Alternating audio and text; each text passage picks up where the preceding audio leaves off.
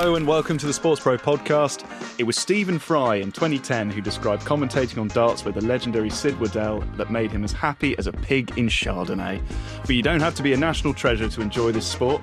Over the past 15 years, darts has gone from strength to strength, with the Professional Darts Corporation selling out arenas, landing multi-million pound broadcast deals and cementing its place in the UK's cultural vocabulary and beyond.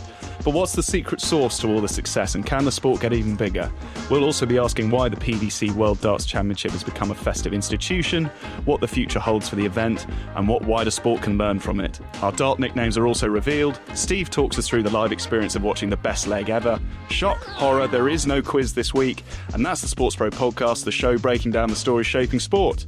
Here with me again is SportsPro editor Steve McCaskill. Hello, Steve. Hi, Ed. On a scale of very, very, very excited to OMG, how excited are you for this episode? I've been looking forward to this episode for several weeks. I love darts. Probably second only to football in my station there on Christmas. I think it gets overtaken. So very, very much looking forward to this. Great stuff. And SportsPro head of editorial Sam Carp. Hello, Sam. Hello, Ed.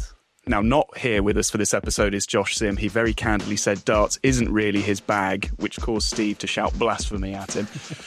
Fortunately, we found someone who we're cautiously optimistic does know a thing or two about it. It's PDC Chief Executive Matt Porter. Welcome to the show, Matt. Hello, chaps. Hopefully I don't let you down on that front. As I say, we are cautiously optimistic. Don't want to, but let's not get ahead of ourselves. Before we start, I'm sure you're all desperate to hear your dart nicknames.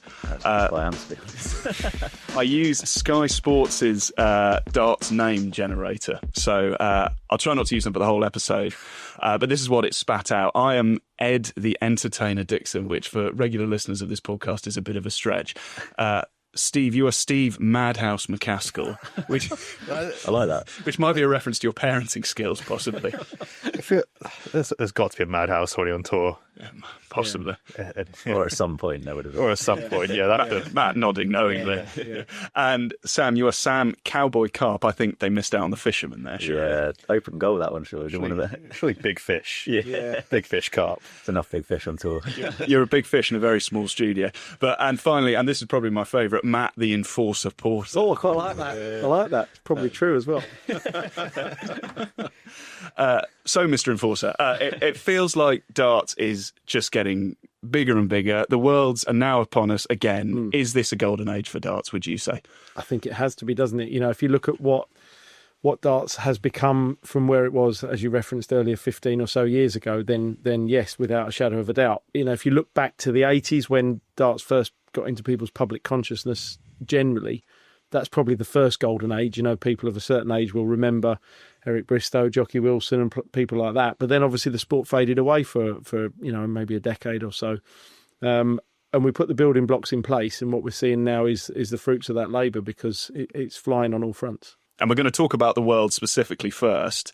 I'm not saying my wife is the fountain of all sports knowledge, but I think it says something about the worlds that she watches it every year and really, really enjoys it, and yet will watch virtually no other sport. So I guess my question is, how, for you, has the tournament evolved, and where do you see it now in the wider sports landscape?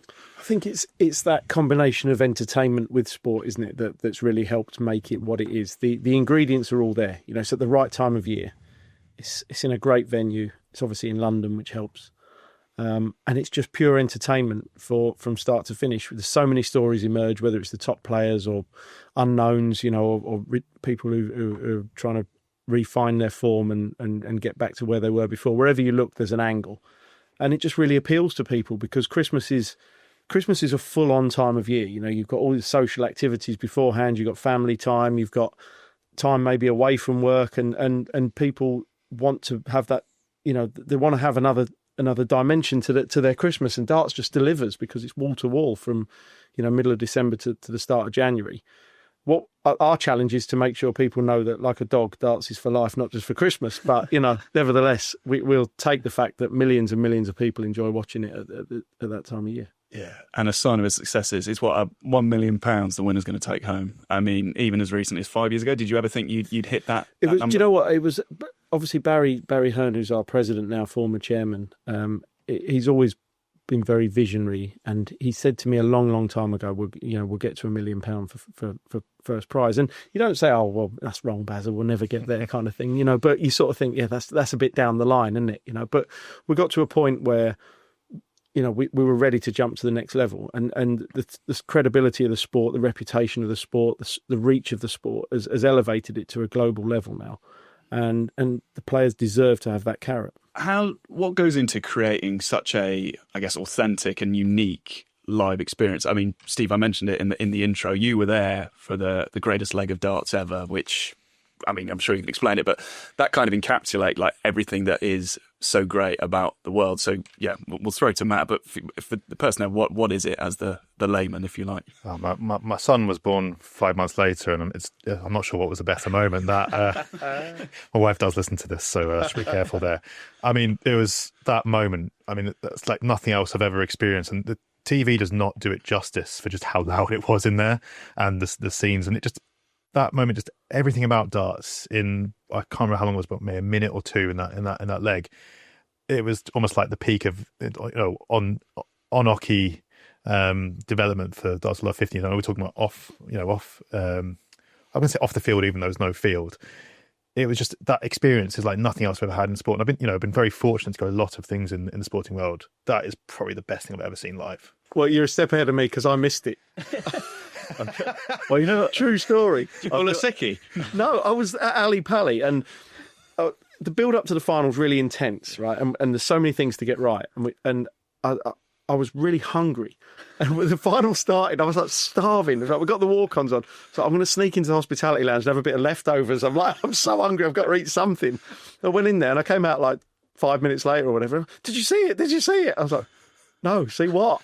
I couldn't believe it. I missed it. Oh, you're in good company, to be fair, because I know we're talking about the World Darts Championship, but a couple of years ago I took my dad to the Premier League final at the O2, and he loves the darts. He'd never been before, so I'm going to take you to the final. Obviously, Littler was playing Humphreys, and my dad's like, I know, this gone to an ad break, so he goes, I'm going to sneak off to the toilet quickly. And he's still in the toilet, and the leg starts, and you can probably remember which leg I'm thinking of. And Littler hits a 9-darter, and my dad comes back, like, he's making his way through down the road, he's got a couple of beers, and I just turned to him, I've gone, you're never going to guess what you've just missed. And I was like, he was like, what? So he was like, it's not started yet, has it? And I was like, 9-darter. He was like, I haven't. And it was honestly the most disappointing I've ever seen him, I think. But yeah, just if it makes you feel any better. Oh no, there's some crumb of comfort there. Did he spill any of the beers though? He almost threw it on my face. Threw one up in the air. It's fair to say that Sky have played a massive part in getting the Worlds to where it is now. And I know, Steve, you want to ask a bit more about that relationship with Sky. Yeah, I think, we talk about where darts was 15 years ago, but you go even further back to when PDC started. I mean, Sky, that commitment was very important. But then in terms of what they've done from a production standpoint, I think has played a massive role in how darts presented. It's made it in view very seriously. It's huge. And of course, you're just in a new contract with Sky. It's a significant financial increase. How did you go about negotiating that new contract? I mean, obviously Sky have been a very long-term partner, but darts has grown, and do you assume you feel like, need to be recognised for that? How did those negotiations go? Were there other parties? What was the process for that? Yeah, I mean, look, first and foremost, Sky's been this country's premier sports broadcaster for 3 decades or so now, probably longer. And their commitment to the PDC, as you referenced, in the early days was what helped get the organisation off the ground. And for those listening who aren't aware, the early days were the early 90s, which coincided with the launch of Sky in the UK. So it was ideal timing for the PDC and probably for Sky as well when they needed extra content. But point is that the two organisations grew together, and Sky's creativity, their editorial standards, their production values, that they help to elevate the sport and present it to people's living rooms in a way that made it compelling viewing, which was obviously important because essentially the sport is quite repetitive, and is relatively static sport.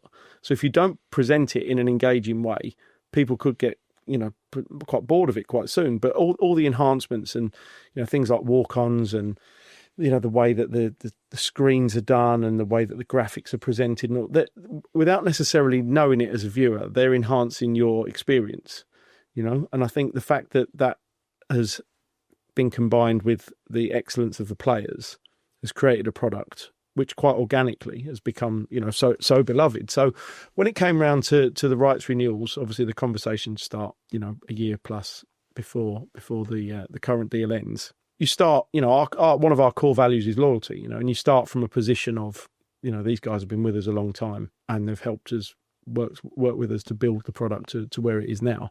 But in the same vein, the product is now on a different level and it needs to be treated with that level of respect. And we were quite transparent with Sky about that from day one. We said, look, we want to stay with you guys. You're our first choice, but it's a fragmented market now. There's a lot more players in town, and you need to show us that you value us in the same way we value you. And it was relatively straightforward. They did value us, and there was other interest, and other interest was genuine and was interesting. But ultimately, the combination of the history of the relationship, the value that Sky put on the product, and the prospect of 5 more years of the biggest tournaments, it worked for both parties. Darts is increasingly global, and with lots of reports linking the global streamers to having some interest in the rights. And look at what's happened. Germany, for example, is a huge market. I grew up Switzerland is growing an interest. Shout out to Stefan Belmont the other night. He's doing well. How you wanted to capitalise on this international growth, and if you're looking at someone like I'm a friend name because I know you find DAZN or something like that. How do you work to achieve that combination of reach, revenue, relevancy in all those markets, and make sure darts grows while also making sure you're commercially rewarded? Well, I think that's an important point, that we are still in a growth phase in so many markets, and we have to pick the right partner for us in the right territory. We've been with partners who I won't name in some countries where maybe commercially it's been successful for us, but the growth has been zero. Because if we're not getting the reach, if we're not getting the eyeballs, we're not going to grow the sport. And don't forget, darts is known all around the world. Everybody knows what a dartboard is, and most people have thrown a dart in some way, shape, or form. But that doesn't necessarily mean in their heads they can translate that to the professional game. So if we don't get the professional game in front of people, we can't get their buy-in to the PDC and their understanding that players play in front of thousands of people for millions of pounds. So we've got to balance the two. We need to be commercially successful in that field, but we also need to get eyes on the product. So it's not necessarily a one-size-fits-all model. It's different answers for different questions depending on where we are. So you look at Germany, the Netherlands, Australia, increasingly Eastern Europe, Scandinavia, are more mature markets. We're in a very different place there to where we might be in India or China or even America, where the product is less well known, but darts is still well known. So they're different answers really, depending on where we're looking at. And of course, it's going to be at the Ali Pali, Alexandra Palace, synonymous with the Worlds. We've been seeing a lot with the Crucible questions over how long that tournament will stay there. It'll stay there. Sam, I know you wanted to ask a little bit about the Ali Pali. Yeah, we've sort of been speaking of this in the background throughout this conversation, right? And that event experience, I think the Ali Pali is incredibly unique, and obviously around Christmas time, we should have done this episode in fancy dress, really, shouldn't we? I think we were missing a trick there. But in terms of, I suppose, the future, there's been a lot of conversations. What kind of stage are those at now? What can we kind of expect? Yeah, I mean, look, obviously, it's quite well known that this is the last year of the current contract at Alexandra Palace, and the event, the fact that it sells out in an hour, 6 months before it starts, when no one knows who they're going to watch. People are buying tickets from like 75 countries, I think, this year. The demand is phenomenal. And we have to satisfy that demand because we have an obligation to the players to grow the event so we can continue to deliver bigger platforms for them to play on. We have an obligation to the sport to generate revenue that we can reinvest at different levels. And we have an obligation to the fans to make sure as many of them can see the product as possible. So we've always struggled with, different... The 3,100 capacity inside the West Hall for a few years now has been, not enough to satisfy the demand. And we've looked this year, we've added 8 extra sessions on, we've gone up to 128 players. It didn't make any difference. It's still sold out in an hour. We still had as many people trying to buy tickets on our ticketing platform as there were trying to buy tickets for Glastonbury. It's insane how. Well, Glastonbury there's over millions in there for Glastonbury. Yeah, but the same number of attempts. Yeah, same number of attempts. Sorry, it's extraordinary. So it's a phenomenon, and it's a an animal that needs to be fed. So we're looking at our options. I don't think we're a million miles away from knowing what we want. Obviously, time's not on our side, but I would expect us to be in a better position in a month's time than we are now. So it's perhaps a slightly more vague answer than you would have liked, but it is literally our current position. Yeah, no, it's interesting as well. How many times over do you reckon you could sell? I mean, that's the golden question, isn't it? Yeah. When you say like this many people tried to buy tickets, and obviously you understand there's bots and there's the bad things that exist in the ticket world these days, but there's still hundreds of thousands of people trying to, maybe millions, I don't know, trying to buy that many tickets. I would say we could sell the same thing out again, give or take. We'll take a break, but before we do, the SportsPro Media Summit took place in Madrid from the 18th to 19th of November, and this is some of what went down. Cheers, Ed. I'm Sam Carp, Head of Editorial here at SportsPro, and we're finally here at the SportsPro Media Summit in Madrid.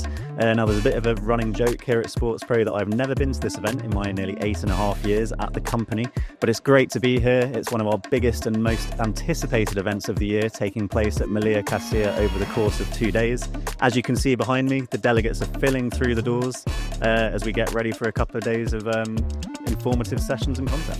With hundreds of delegates from across the sports media industry, as always, our event has an extensive range of attendees, from elite clubs, broadcasters, rights holders, service providers and social media platforms, including organisations like DAZN, Tottenham Hotspur, Man City, the NBA, Amazon, TikTok, YouTube and many more. And as you can see behind me, our exhibitors are busy showcasing their wares as well. The experience has been carefully curated with a levelled up agenda filled with world-class speakers, workshops and experiences designed for professionals looking to dig deeper into specific topics and themes such as OTT and streaming, technology and production, YouTube, social media and advertising. Now, the SportsPro Media Awards also take place here in Madrid, honouring and recognising the pioneers who are driving change through innovation, collaboration and creative excellence in the world of sports media. And as you can see, our winners are going to be walking away with a nice shiny trophy to add to their collection. It's an exciting time to be in the world of sports media, and this event is the place to be to learn more about what the key decision makers and influential figures are coming up with. So why don't you join in the fun at our next SportsPro Media Summit? Keep an eye out on our digital platforms and perhaps we'll see you then. Back to you, Ed.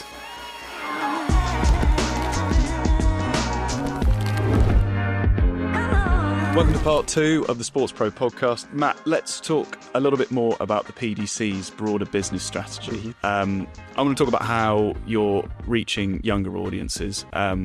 Is it too easy to say, Luke Littler's a silver bullet, it's all fine? I guess it's not as simple as that. No, I mean, look, I think obviously Luke's emergence has enhanced our growth and our development in that space. It's an area we were moving into, but obviously his presence now takes it to a different level.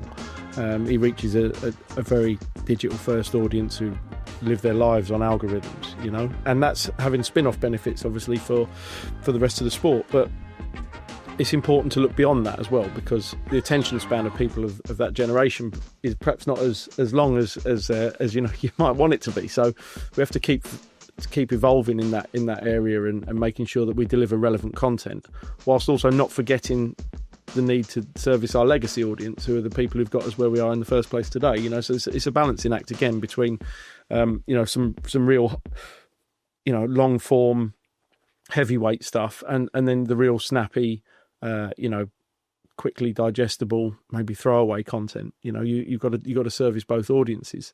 So I think by doing that, we're enhancing our appeal to younger people. And one thing I do notice about our events is the growth and the atmosphere and everything like that. It's very organic. It's all driven by the crowd. We're not imposing things on people. And I think that's really important. A lot of sports, in my opinion, almost try and tell people how to behave, what to like, what to do. This is a standing section. This is a singing section. This is ladies' day, whatever. Like, just let it happen. It's like the growth of our female fans has gone from like 10% to 35% over the last decade or so. We haven't done that by specifically encouraging ladies. We've done that by producing a product that they want to watch. The product, you get the product right and people will follow, rather than necessarily imposing things on people and almost forcing them. You're going to come on Tuesday. You're going to like Wednesday. It's too false. People can see through that, So everything that we do is driven by the crowd, and we're fortunate that the event has an atmosphere anyway, so you don't necessarily have to start from the very bottom with it. But we let the crowd dictate what they want to see and what they want to do. Yeah, and obviously we're talking with the World's coming up, but the PDC, there's the Premier League darts, myriad of other PDC events, which, Steve, I think you watch pretty much all of them, but I know you wanted to hear from Matt about how the PDC is evolving the product, to all year round, essentially. Yeah, I mean, we're talking about a lot of championships before, and Yeah. that's obviously going to get all the headlines just when, for many people, it's their window into the sport. But yeah, starts the year, you have Premier League, which is huge on Thursday nights for Sky. There's, we've just come to, major season. Yeah. How do you make sure that all these events become tentpole events, that the atmosphere, the live event experience is just as good or as unique as the World Championships? Obviously, they cater to different geographies, different formats. How do you create darts season? You said earlier about it's not just for Christmas. It's full year round. How do you make that happen? Well, I think one thing that we're very conscious of is that, unlike a football club, for example, we're not expecting people to come and watch us 20 times a year. We know you'll probably only come once, but we'll work hard to try and get you to come twice. We won't necessarily expect you to come much more than that, because it's not realistic because of the geographical spread. So in terms of growing the audience, you are delivering to different people all the time. But people will want, when they come to the arenas, they will want what they've seen on TV, because that's our biggest advert and that's how we brand, the event. So I don't want to say rinse and repeat, because that sounds lazy, but there is a formula that works. And as I say before, it's driven, but it's organic. It's not, we don't turn up and impose things on people. We turn up and give people what they want, which is what we know, because it's what they've given us at previous events. And luckily, a lot of the countries we go to culturally are quite similar to the UK, whether it's America, Australia, even Germany and the Netherlands, that, it kind of all fits. So we don't have to make huge modifications to the events or anything like that to make them work locally. How do you pick to have Chase the Sun or Chelsea Dagger as the break? Chase the Sun was just picked by Sky years ago, and then when ITV started doing their events, they said, well, we want a sort of equivalent piece, and that was what they came up with. But they just catch on, don't they? I mean, they're quite catchy. There's been, I think, Ring of Fire was used for a bit, and there's been other ones, So yeah, it's just, again, what the crowd wants. If we played Chase the Sun and no one stood up and danced, we wouldn't play Chase the Sun again. Are you partial to going bunting mental? I think the point that Steve was making about like the season of darts, that was quite a pertinent one, because I was saying before we came on that it feels like darts is on the telly a lot more now, and it's kind of, every time I go. The first half of the year is dominated by the Premier League. That 17-week schedule, which is quite brutal. But if you look at it from a logistical perspective, that kind of prevents us having many other events at that time of year, because the Thursday nights are taken up by the Premier League. So we sort of shoehorn the UK Open in. But then when you get into the summer and there's a lot of World Series events in the match play, that leaves us with the back end of the year to have these either long weekends or week-long events. And the calendar is now, where it's evolved over the last 3 decades, it's now quite well established that events are in certain slots, or generally in certain cities. Ideally, I think I'd like to have a little bit less in the second half of the year and a little bit more in the first half of the year. But the only way we could do that would be to put a break into the Premier League, which I'm not sure would be the right thing. And is that, in terms of how those events are, the cadence of those events, is that dictated? Because obviously you have a very, very close relationship with Sky. Yeah. They'll have gaps in their schedule, and absolutely. Or is it venue availability, or is that? No, yeah. I mean, look, venue availability generally we can achieve that by just being well planned in advance.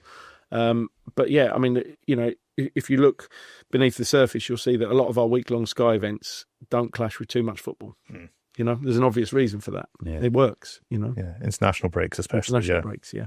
I think you mentioned before about how a lot of some of the international markets you go to are quite similar to the UK from a cultural perspective. I guess one that isn't is where you're taking a new event next year. Obviously, announced fairly recently that Saudi Arabia will be hosting as part of their Riyadh season and the World Series of Darts. There's obviously kind of like a pre-existing relationship there a little bit with Matchroom and GEA. But why did now kind of feel like the right time to? Yeah, I mean, look, to be honest, it was driven by the Saudis. They obviously have had our boxing and snooker events there for a couple of years, and that they like the content, they like the profile that they get. They see them as being elite events. And so it was a natural progression for them to want the darts event. I think it'll be a little bit different, but that's not a problem. It just shows that we can cater for a different audience. There's a lot of expats in Saudi. And I've had messages from a few I know work out there saying they're looking forward to coming with their friends and stuff like that. So, it'll look and feel the same as every other event. And, we'll hopefully do a good job for the Saudis in terms of getting their messaging out there about Riyadh season, which is obviously now a global phenomenon. Yeah, it's the way you kind of have to market that event slightly different as well, I suppose, because, we've been talking a lot about Christmas and people come along to the World Darts Championship because it's, Christmas party season and people are there drinking. Obviously, that's not the same in Saudi Arabia. So I guess kind of how you build excitement around that event. And I think for people in terms of buying tickets, then it's going to be the excitement of having the best dart players in the world on your doorstep, which is the same as it is when we go to New Zealand or Poland or wherever that we only go once a year. And then for the TV audience, then it's effectively it's irrelevant where the event is, isn't it? If you're watching on TV, it's just how the product looks. Yeah.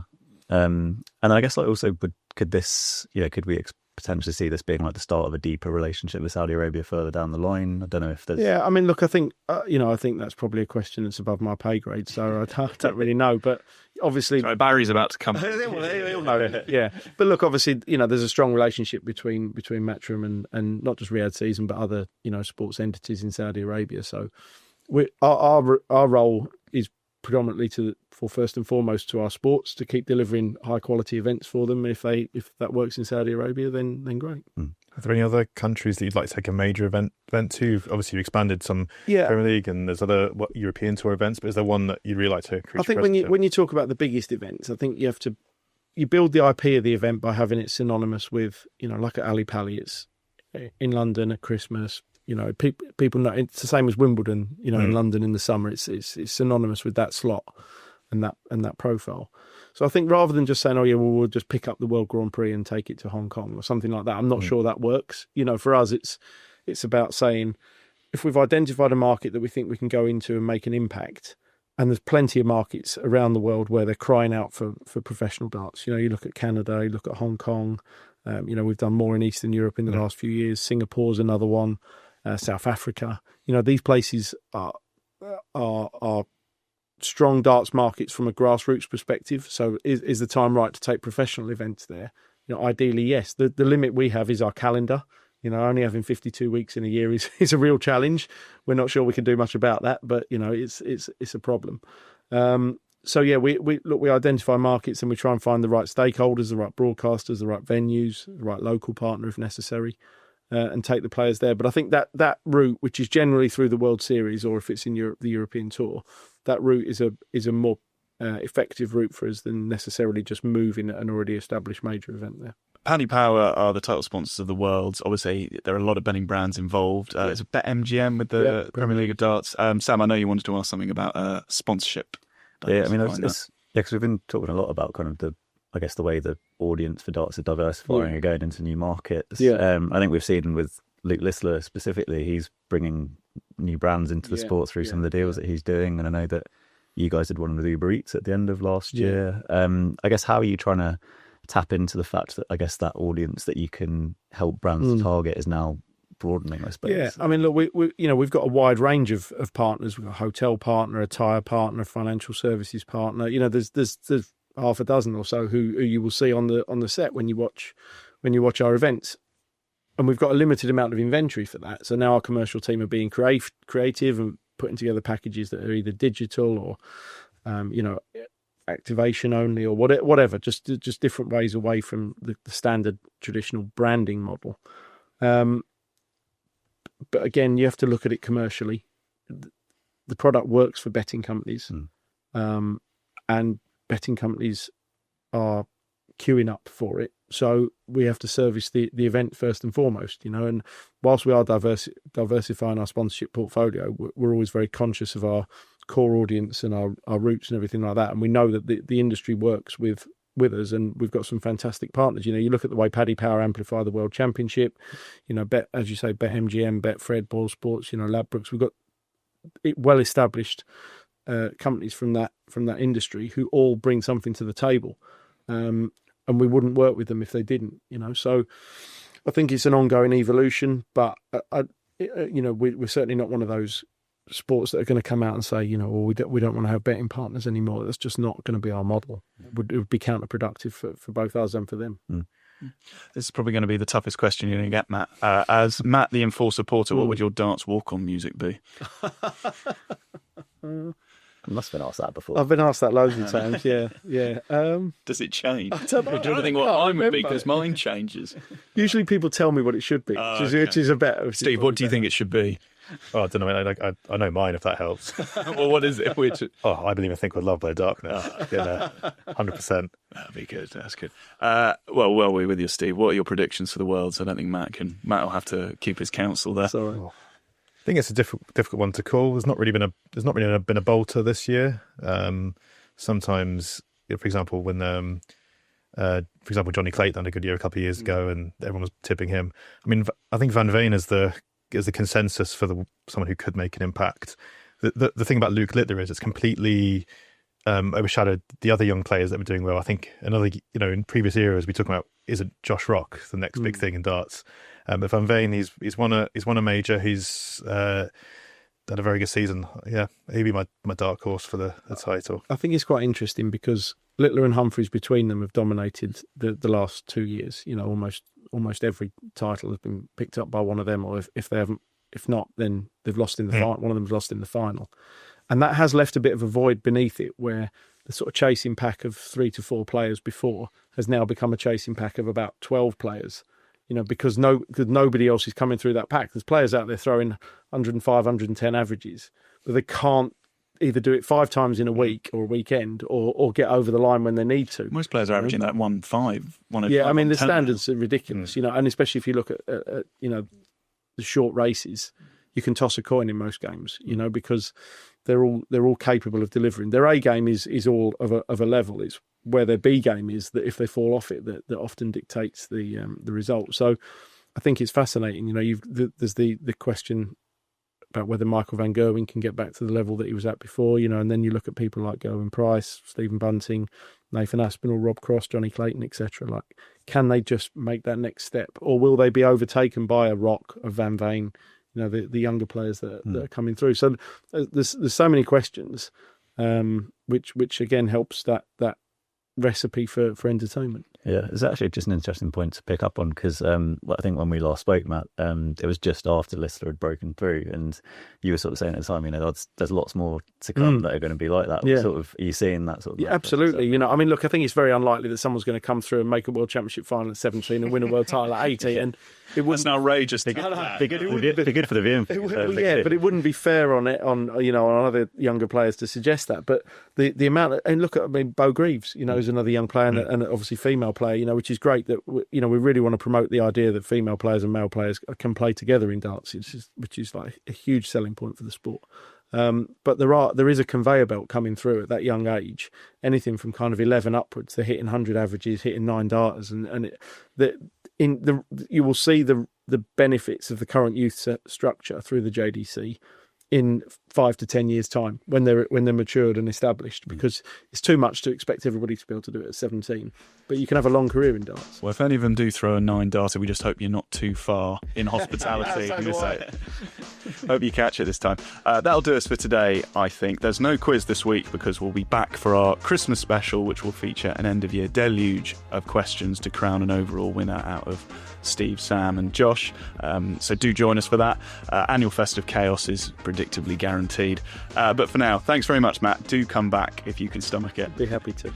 Thank you, Steve. Thanks, Ed. And thank you, Sam. Cheers, Ed. Thanks for tuning in. Hope to have you again. Leave us a nice review. It helps us out a lot. If you want to get in touch, you can email us at editor@sportspromedia.com, and make sure to check out our other podcasts, Stream Time, New Era and Mike's Out. The SportsPro Podcast is produced by Dano Ling. Our executive producer is Manny Gill. This episode was recorded at Spotify Studios in London.